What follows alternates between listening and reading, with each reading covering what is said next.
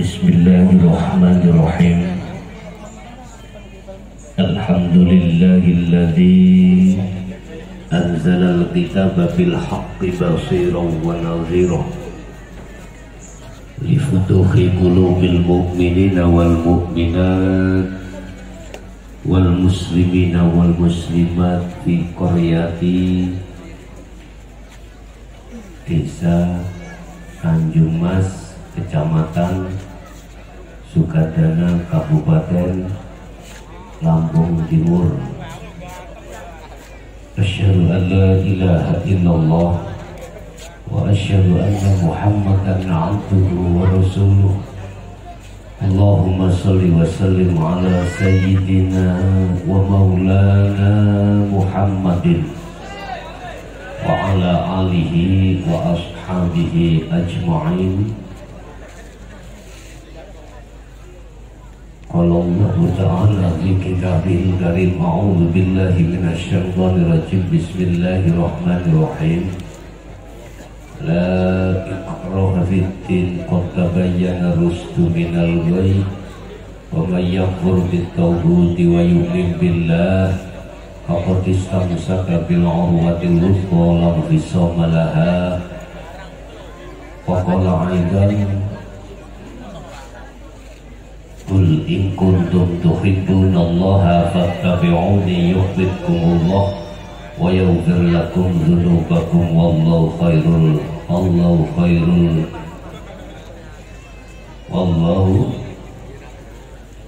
ghafurur rahim.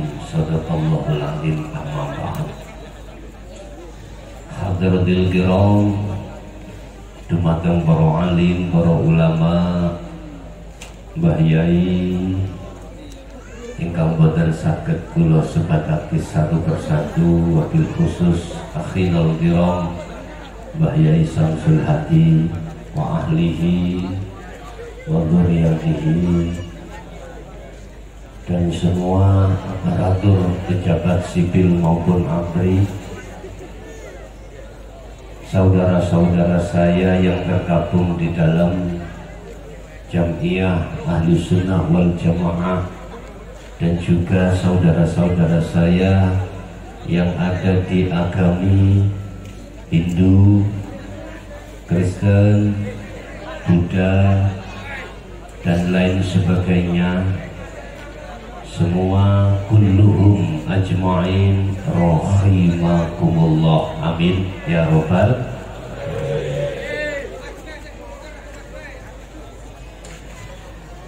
Awal sekali marilah kita sama-sama memanjatkan rasa syukur kita terhadap Allah Subhanahu wa Ta'ala, Tuhan yang Maha Esa, di mana pada kesempatan malam hari ini kami dan panjenengan sedoyo yang tergabung di dalam acara pengajian akbar reuni halal bihalal Ponpes Najmul Aulia Sunan Kalijaga yang dimotori oleh Mbah Yai Samsul Hadi. Mudah-mudahan kita semuanya yang hadir di sini betul-betul nantinya membawa satu ilmu yang bermanfaat bagi kita dan anak putu kita ila yaumil qiyamah. Amin ya rabbal alamin. Nah, lewat surat Al-Baqarah 238 tadi, menurut saya wajib umat Islam ketika sholat itu khusyuk. Cuman persoalannya kita tidak tahu caranya bagaimana sholat yang khusyuk ini. Sallu kama ro'aitumuni usolli. Rasulullah sholato sira kabeh kaya nalikane kuwi ngerti kaya apa aku sholat. Iku Rasulullah. Wis sapa sing iso jaga salate niki kanthi khusyuk, mongko aktivitas njabane salat iku mesti genah ing ngersane Gusti. Sifat hasud prei, sifat riya, takabur, ngalih. Bapak Ibu, ala bidzikrillahi tatmainnul qulub. Bagaimana caranya jenengan kali kula niki waktu sholat betul-betul ruhaniyah ini khudur menyang Allah dicatat. Satu, falyamal amalan sholihan. Fungsikan. Sholat daim sampai ini fungsikan. Waktu sholat ini fungsikan, wassolatil wusta sampai ini fungsikan. Hati sampeyan iki kudu memfungsikan amalan sholihan. Apa amalan sholihan iki? Dengan cara apa jenengan iki untuk mengaktifkan ruhaniyah sampean iki sehingga bisa datang Allah betul-betul khusus. Mohon maaf, kembali kepada ayat yang mengatakan ala bidzikrillahi tatmainnul qulub.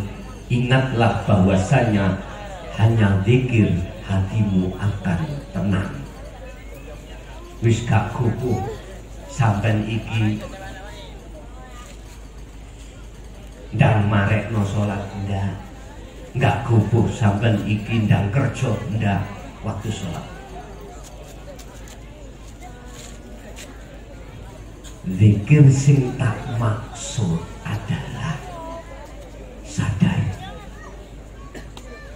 Secara lugat adzikru adalah ingat.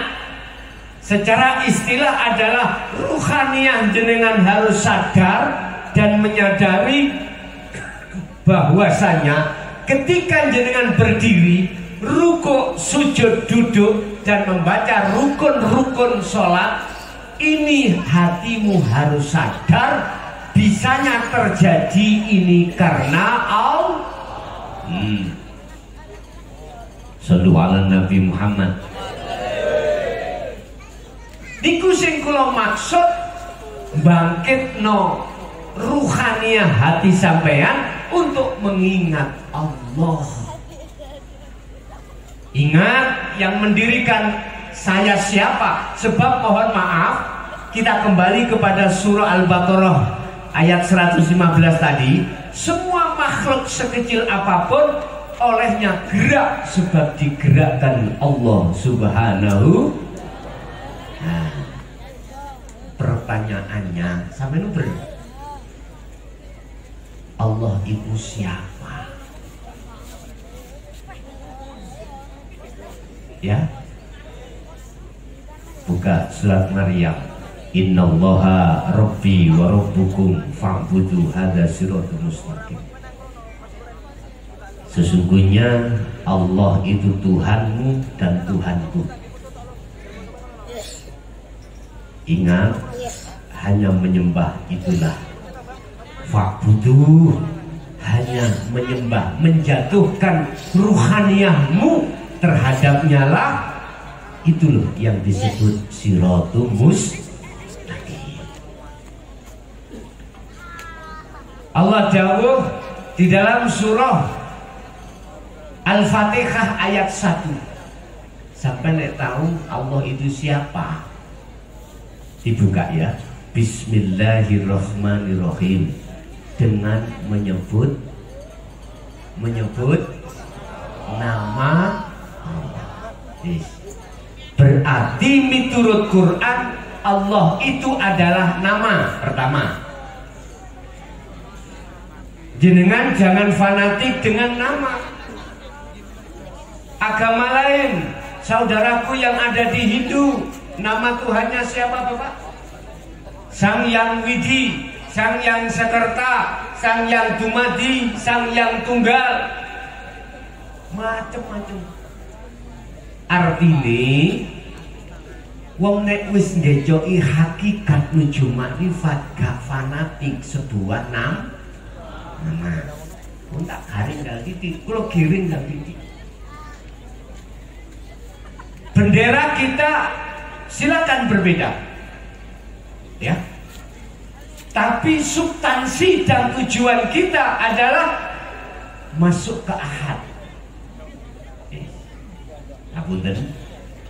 Kalau toh Allah itu nama, di mana ada nama mesti ada yang memiliki nama. Ini temani ngajiku kerukunan lho Pak Niki. Temani ngaji ini adalah mengesahkan Allah. Dalam Islam harus paham tentang ilmu tauhid, hakikat tujuh ma'rifat Allah. Gelas niku nama nggih, niki wujude Pak ya. Niki wujude. Terus njero gelas iku ana tuya. Wujude gini iki ana tuyane. Terus maneh korekan itu nama, ini wujude. Sama enggak? Betul sama. Terus kalau Allah itu nama menurut surat Al-Fatihah, yang memiliki nama Allah itu yang mana? Ini yang kita umat Islam jarang yang ngerti. Padahal Allah katakan wa nahnu aqrabu ilaihi min hablil warid. Aku ini lebih dekat daripada urat leher. Nah, bingung sampai nek dilebokno ayat niku. Kalau pertanyaannya siapa, mana yang memiliki nama Allah? Buka di dalam surah Al-Isra ayat 1. Menceritakan tentang sejarah Isra Mi'raj baginda Rasulullah sallallahu alaihi wasallam. Subhanalladzi asra bi'abdihi lailan. Subhana maha suci sapa alladzi hidup. Temriku tidak ada secara terang-terangan muhakamah lafaz Allah, enggak ada. Niku yang tertera di dalam surat Al-Isra tadi ayat 1 tulisannya alladzi. Subhana maha suci sopo alladzi, maknane zat. Di sini hidup, urip, kesan, sama.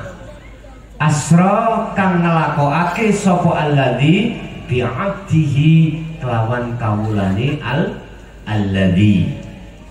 Al-muhakkamah maksudnya mukhatabnya adalah Muhammad Rasulullah Sallallahu Alaihi Wasallam.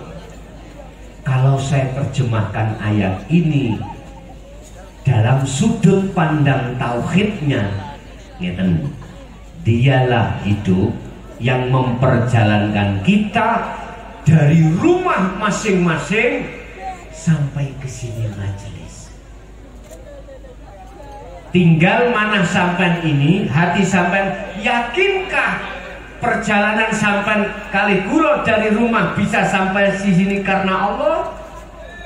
Ini kalau sudah ada iman yang seperti ini, maka selanjutnya pertanyaannya adalah di manakah Allah?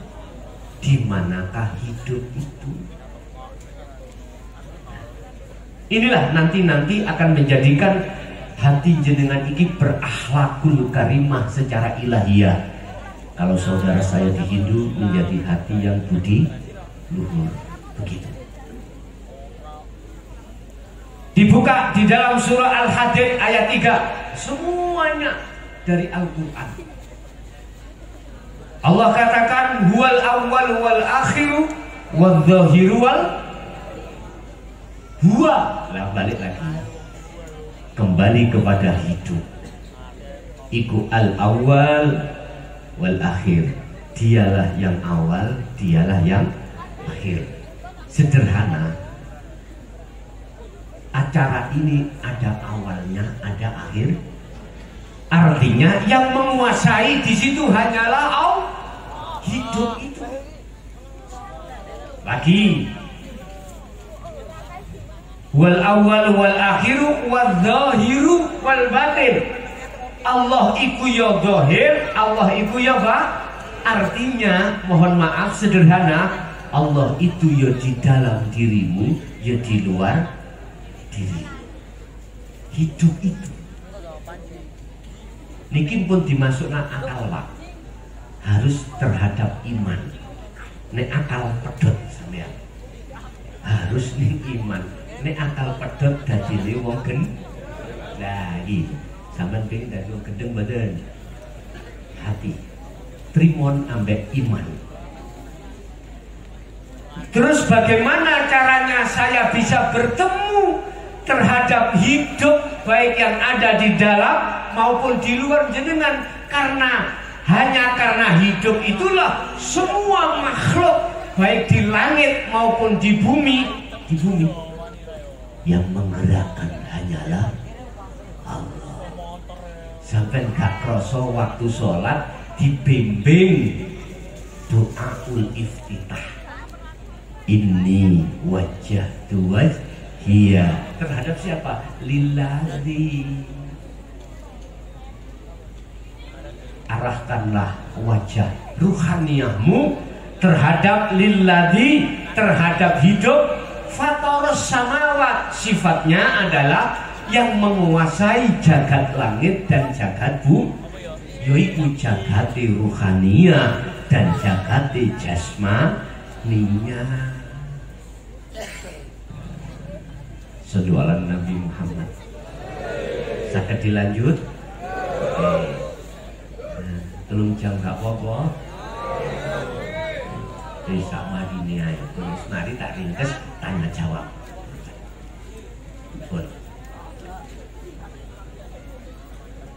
Oleh karena keterbatasan ilmu dan petunjuk terhadap kita, padahal sudah dikatakan wajahnya ruhaniyah, diharapkan supaya menghadap lillazi, hidup baik di dalam maupun di luar diri jenengan, maka kita itu sampai kapanpun yang kita lihat cuman sajadah, yang kita lihat yang tampak yang nyata tembok, nggih mboten? Subhanallah. Karena apa? Ainul basiroh kita, mata hati kita tertutupi oleh sesuatu. Berhubung ilmu cara untuk membuka, menguak tabirnya antara mata hati dengan Allah itu tidak didatangkan, alias kita tidak tahu, maka sampai kapanpun kita dan apapun status kita, waktu sholat mesti kelingan urusan du. Wa zuyyina linnasi hubbus syahawah. Kita dipaes-paesi, disilaukan oleh nafsu di dalam diri kita tentang hubbus syahawah, kesenangan dunia. Makanya jenengan iki nek apa? Kehilangan sesuatu, menaruh sesuatu yang lupa sholat, ngolah iling. Oh iya, nak dukur loster. Lama dan gitu. Nah di situ, Bapak Ibu hadirin, karakter seperti ini Pak, monggo menurut saya sudahi. Ayo kita tarik ruhaniyah kita menghadap terhadap sang yang hidup itu, yaitu Allah Subhanahu wa ta'ala. Siapa yang bisa untuk melaksanakan ini, maka buka surat Al-Mu'minun ayat 1 dan 2. Qad aflahal mu'minuna alladzina hum fi sholatihim khashi'un. Luar biasa nikmatnya.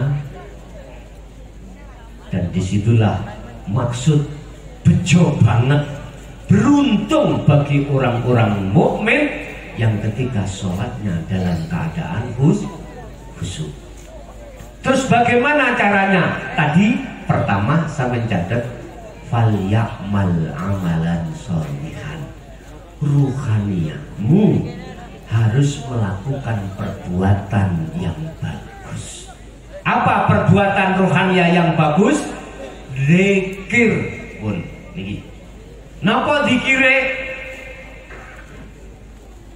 Sadar hati yen sing ngedekno, ngerukukno, nyujudno dan lain sebagainya ketika sholat, ruhaniahmu sibuk merasakan, sibuk mengimani, hanya hidup itu yang memperjalankan. Pun sampai coba mungkin lalu sampai sholat tahajud, coba mesti nikmat sampai. Iki dikejoi. Inilah yang kumaksud zikir sirul asrar yang dilahirkan dari kalimat tauhid la ilaha illa anta subhanaka inni kuntum minal. Surat Al-Anbiya 87 menceritakan Nabi Yunus. Mengapa Nabi Yunus dimasukkan di dalam ikan nun atau ikan besar? Sebetulnya itu kholwat. Sebetulnya beliau itu tokoh. Sebetulnya dia itu uzlah. Jenengan kedah uzlah, kedah kholwat, lakune ruhaniyah hanya zikir tersebut. Saudara saya di thariqah dikembangkan zikir sir, dikembangkan zikir khafi, tapi harus disertakan zikir sirul asrar tadi. Ingat, di dalam zikir sirul asrar tadi, zikir yang tidak mengucap, ada 3 pintu. Buka di dalam kitab hikam. Su'aul basiro wa ainul basiro wa hakul basiro. Sallu ala Nabi Muhammad. Artinya merasakan, melihat, menyatakan.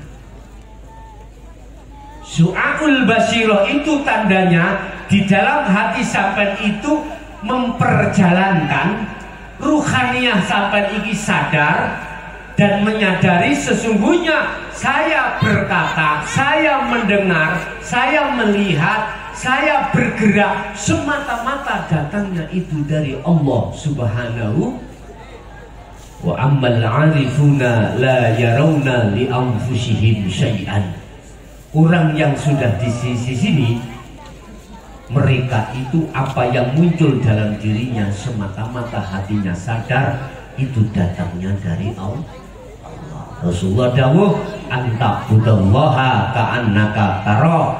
Ketika kau menyembah, ketika kau beraktivitas, hatimu harus seakan-akan bisa melihat Allah.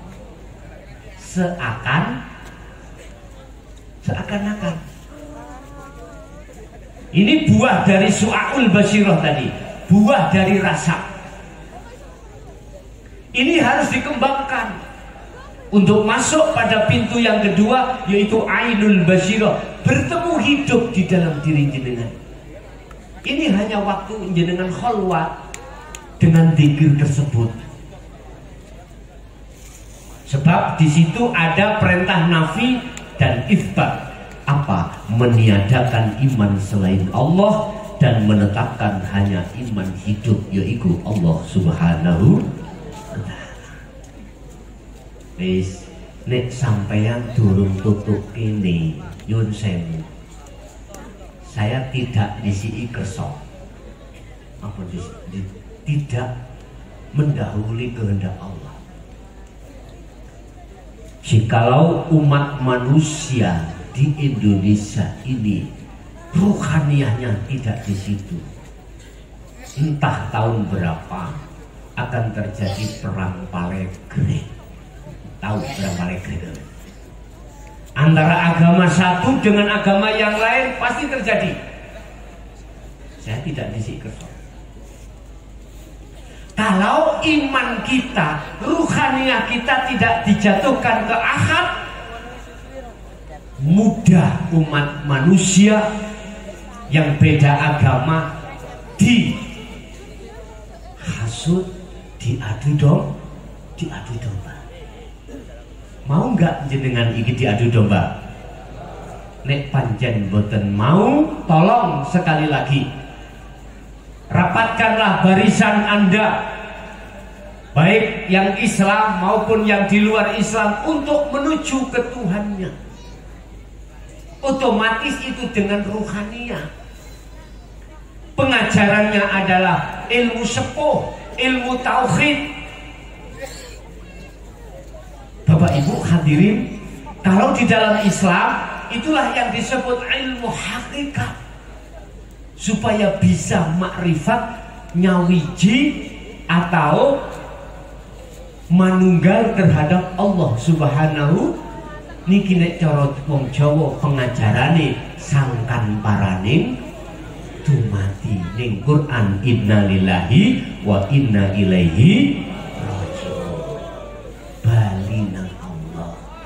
Sebab mohon maaf Pak, jenengan kali kula niku mengikuti nenek moyang kita masing-masing. Siapa nenek moyangnya kita sebagai umat Islam? Nabiullah Adam. Beliau ketika di surga Bapak Ibu sudah diwanti-wanti Allah. Tahu diwanti-wanti?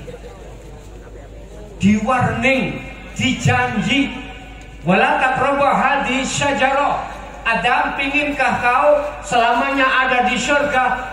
Sedika dawuh, enggak dipurun, enggak ngoten. Tapi satu dam, ojo kok langgar iki. Apa?